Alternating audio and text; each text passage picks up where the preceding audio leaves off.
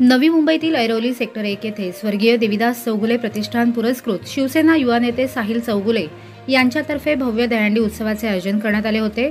उपमुख्यमंत्री एकनाथ शिंदे हे आता डीसीएम नसून त्यांच्या मते डीसीएम म्हणजे डेडिकेटेड टू कॉमन मॅन असा अर्थ असल्याने या दहीहंडीचे नावच डेडिकेटेड टू कॉमन मॅन म्हणजेच डीसीएमची हंडी असे ठेवण्यात आले होते। या दहीहंडीला सलामी देण्यासाठी नवी मुंबईसह मुंबई, ठाणे, रायगड विभागातून गोविंदा पथकांनी आपली हजेरी लावली आहे।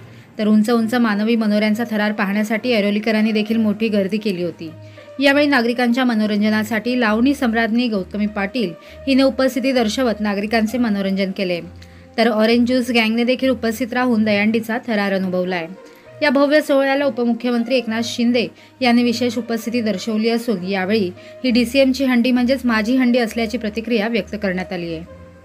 मी मुख्यमंत्री झाल्यानंतर पहिला गोविंदा उत्सवाला परवानगी देऊन टाकली। नंतर गणपती उत्सव झाला, नवरात्री झाली, दिवाळी दसरा झाला, सगळ्या महाराष्ट्रामध्ये आनंदोत्सव साजरा झाला।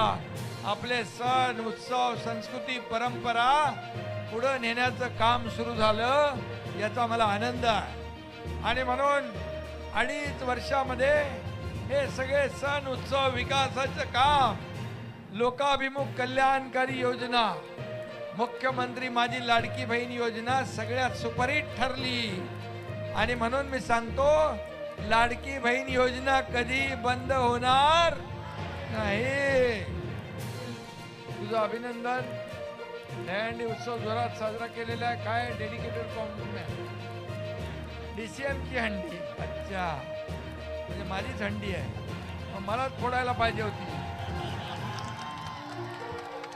नवी मुंबईमध्ये प्रथमदाच शिवसेनेची संघटनेची डेडिकेटेड टू कॉमन मॅनची हंडी, अर्थातच आमचे पक्षाचे मुख्य नेते एकनाथजी शिंदे साहेब जे नेहमी सातत्यानेच लोकांमध्ये असतात आणि लोकांमध्ये राहून एका नेत्यासारखं नाही तर एका कार्यकर्त्यासारखं काम करतात, म्हणून त्यांना समर्पित ही हंडी, त्यांच्यावर प्रेम करणाऱ्या प्रत्येक कॉमन मॅनला समर्पित ही हंडी आहे। पहिलाच वर्ष आहे आमचा आणि आम्ही प्रत्येक वर्षी यापेक्षा मोठी आणि संघटनासाठी आणि लोकांना जोडण्याकरता अजून आम्हाला जे काय करता येईल आम्ही ते सर्वरित्या पार पडू। साधारण पहिलाच वर्ष असल्यामुळे आम्हाला थोडं उशीर झाला चालू करायला, बट साधारण आम्ही 12:30 वाजता चालू केले तर आताशी 1 तास झाले, बट चांगला प्रतिसाद आम्हाला मिळाला। जवळपास 50 गोविंदा पथकांची इथं नोंदणी झाली आणि 30 पथकांनी इथं सलामी सुद्धा दिलेली आहे।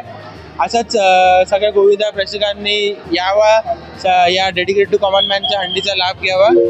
माझ्यासारख्या युवकाला प्रोत्साहन देण्याचं काम हे एकनाथ शिंदे साहेबांनी कायमच केलं आहे। त्यांच्याच पाठबळ आणि ताकदीमुळे मला दुसऱ्या युवकांना प्रोत्साहन द्यायचा बळ मिळालेला आहे।